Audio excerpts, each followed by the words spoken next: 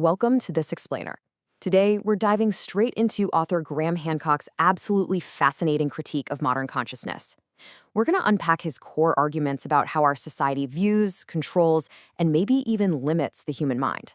It's a pretty wild journey that challenges some of our most basic assumptions about reality, and we're going to explore exactly what the source material has to say about it. So let's just cut right to the ultimate mystery at the heart of this material. What actually happens to our consciousness when we die? I mean, it's the ultimate question, right?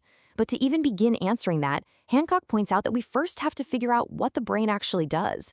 Is your brain a generator, literally creating your consciousness out of thin air? Or is it more like a receiver, just picking up a signal from somewhere else entirely? Section 1. The Mystery of Consciousness. Hancock argues that despite all of our massive technological advancements, Western materialist science still fundamentally struggles to explain how the brain interacts with consciousness. The dominant view right now basically reduces humans to meat and chemistry. It treats the brain as a generator. Think of it like a turbine making electricity. So when the generator breaks, the power goes out, and death is just the end. But Hancock notes that nothing in actual neuroscience rules out a second option. The TV receiver theory. This is the idea that your brain is like a television set, and your consciousness is the signal. If you smash a TV, the broadcast doesn't die, right? It keeps right on broadcasting. In this view, we're basically immortal souls having a temporary physical experience. Section 2. Ancient wisdom versus modern laws. Think about the ancient Egyptians for a second.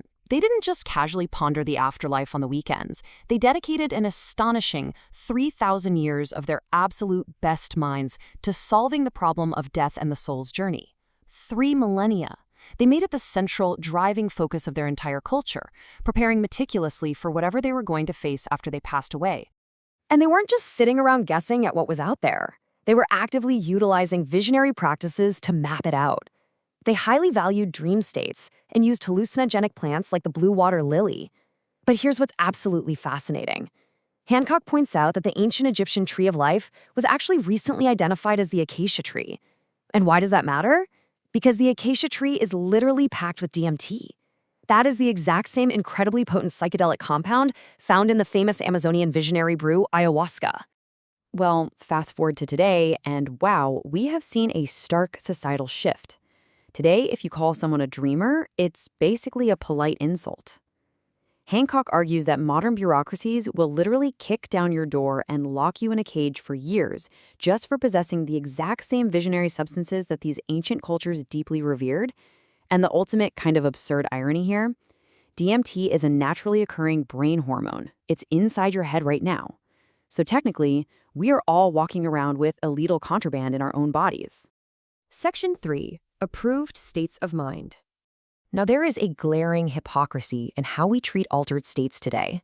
It's not like our society is fundamentally against altering consciousness. Not at all. We have multi-billion-dollar industries built entirely around approved states. We glorify alcohol despite its devastating societal costs. We pop pharmaceutical pills left and right, and we run our entire global economy on caffeine and sugar. And yet, the visionary plants that ancient cultures built their whole spiritual frameworks around, things like psilocybin and DMT, those are heavily criminalized. So why the strict divide? Well, Hancock argues that the approved substances are kept perfectly legal strictly because they support what he calls the alert, problem-solving state of consciousness. Just think about a normal daily routine. Caffeine helps you hit your 9-to-5 deadlines. Alcohol helps you blow off steam on Fridays. You can clock back in on Monday. These states don't threaten the status quo. If a substance keeps you producing and consuming, hey, it's approved. But if it opens your mind to bigger questions that might challenge the system, it's banned. Section 4. A broken global paradigm.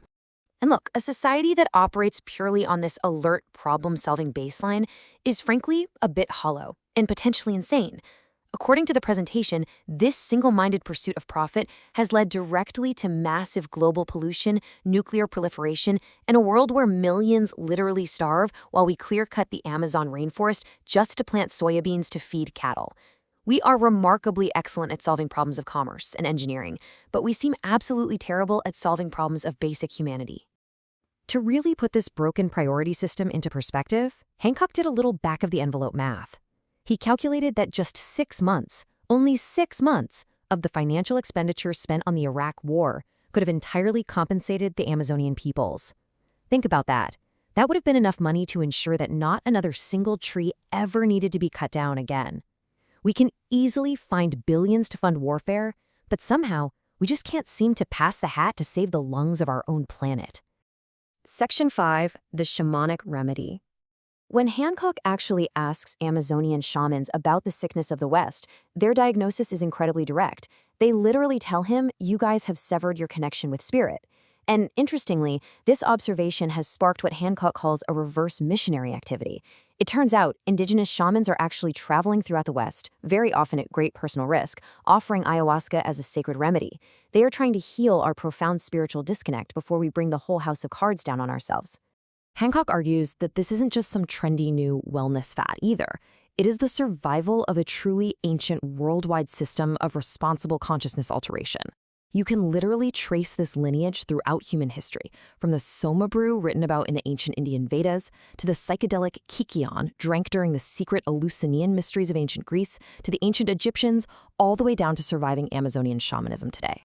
For millennia, this system has been about finding harmony, balance, and remembering that we are all on a spiritual journey. Section 6, sovereignty over our minds. Hancock invokes his freedom of speech to demand a new, widely recognized human right, adult sovereignty over consciousness. Simply put, this is the right of any adult to make sovereign decisions about what they want to experience within their own mind, provided they do no harm to anyone else. It's a really striking point. How can we travel the globe imposing our specific form of democracy on other nations while simultaneously criminalizing adults back home for peacefully exploring their own lines with ancient visionary plants? Which leaves us with an incredibly powerful, provocative question to ponder. By fighting this war on consciousness and locking humanity into a single commercially viable state of mind, are we actually denying ourselves the next vital step in our own evolution? It's a wildly compelling perspective, drawn straight from the source material, that really forces us to challenge the true boundaries of our freedom. Thank you so much for joining me for this explainer, and keep exploring.